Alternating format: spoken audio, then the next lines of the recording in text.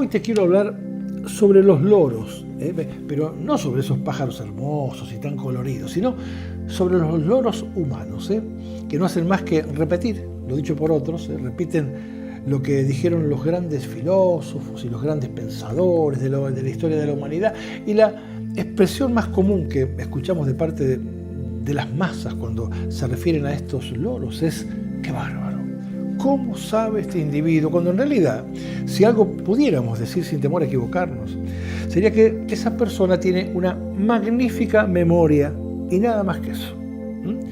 Y a decir verdad, no se podrá negar que esto, bueno, sí tiene un cierto valor, pero solo, como te decía, en lo referente a la buena memoria de esta persona, y de ninguna manera se deberá confundir esto con que el individuo cuenta con un gran conocimiento, ya que lo único que ha hecho en su vida fue convertirse, yo te diría que en un compilado de todo aquello con lo que se ha identificado, fuera de sí mismo. Otra forma de creyente, que por haberse mimetizado con cada pensador con que se ha cruzado en su vida, no ha hecho más que adoptar vivencias ajenas como si se trataran de experiencias propias.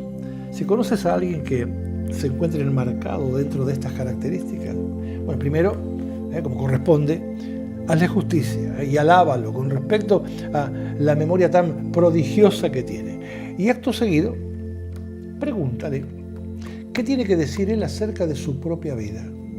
¿Qué tiene que decir con respecto a sus propias experiencias, más allá de lo que recuerda haber oído o leído sobre las experiencias de otros? Y allí, lo más posible es que este individuo se vea invadido por un profundo silencio al no encontrar algo personal que merezca la pena ser contado. Porque si ha construido su vida con experiencias ajenas, le será imposible justificar su paso por aquí, por este mundo. Y eso, déjame decirte que es muy grave, porque todo se resumirá a una larga caminata sobre las huellas dejadas por otros, sin haber dejado él marca alguna de su paso por este mundo. Y se habrá convertido en algo así como el eco de un grito que nunca dio, el eco de un grito dado por otros.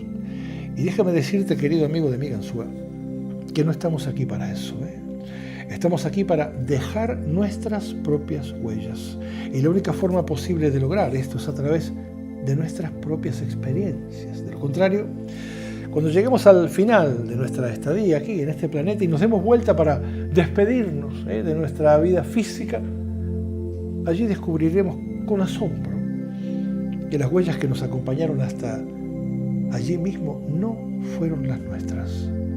Y todo por haber malgastado el tiempo que nos fue otorgado caminando sobre las huellas dejadas por otros. Pero bueno, para entonces ya será muy tarde porque no podremos cambiar absolutamente nada. Y al no haber dejado indicios que indiquen que estuvimos por aquí, en el caso que nos toque volver, no encontraremos nada que nos resulte familiar. Y todo por haber vivido con el pico abierto como un pichón desplumado, esperando a que nos traigan comida, esperando a ver qué encontraron otros, mientras que nosotros no habíamos buscado absolutamente nada. Y como te decía, no estamos aquí para eso, ¿sabes? Así es que despierta, y date cuenta, porque como siempre te digo aquí en Migansúa, y te lo voy a repetir reiteradamente, o te iluminas tú, o no te ilumina nadie.